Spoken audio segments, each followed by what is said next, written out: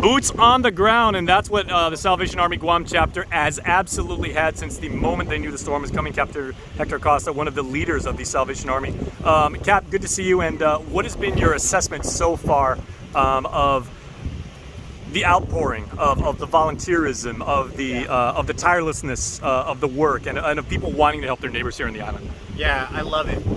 You know, this is my first rodeo. I get to work with Major Tom, who was here a while, back, and he's been through storms, and he's kind of served and was able to deploy to some of those.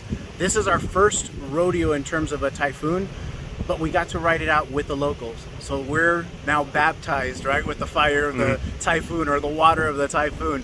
So we love that we get to experience that with the folks. We were affected like everyone else. To this day, we don't have water, we don't have power. We're running on generators, and we're trying to work with the same resources as everybody else.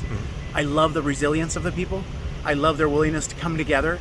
And right now, what we're trying to work on is there's all this energy around response, right? So FEMA's here, Red Cross, comes in and deploys people. But as that energy starts to wind down, what do we do, the locals, the people who live here, do to transition into recovery?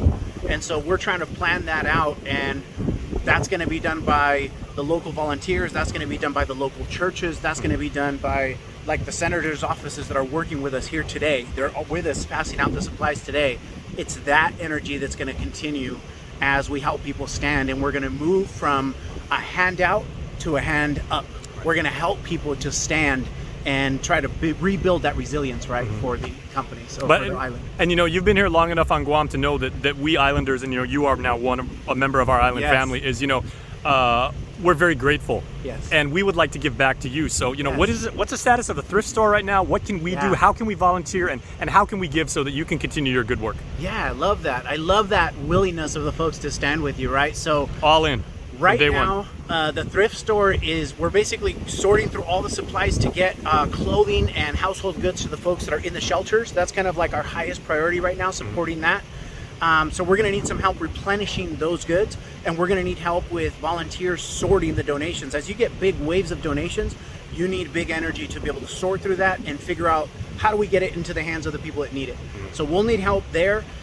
In the next couple of weeks, we're going to need help getting supplies from our warehouse into the households of the people that need it. So we're going to start breaking up into grids so that we can get these out. And that probably sets the Salvation Army apart, is that while there's a lot of units that are saying, hey, come here and sign up for services, hey, come here and we're going to give you something, Salvation Army is saying, we're going to come to you, we're going to bring the resources to you, and we've got volunteers that are willing to come to you. So, what is the best way, the way to donate? Should we donate clothes to the thrift store? Should we go out and buy some food if we're able and give it to the food bank, or is it just better to cut a check?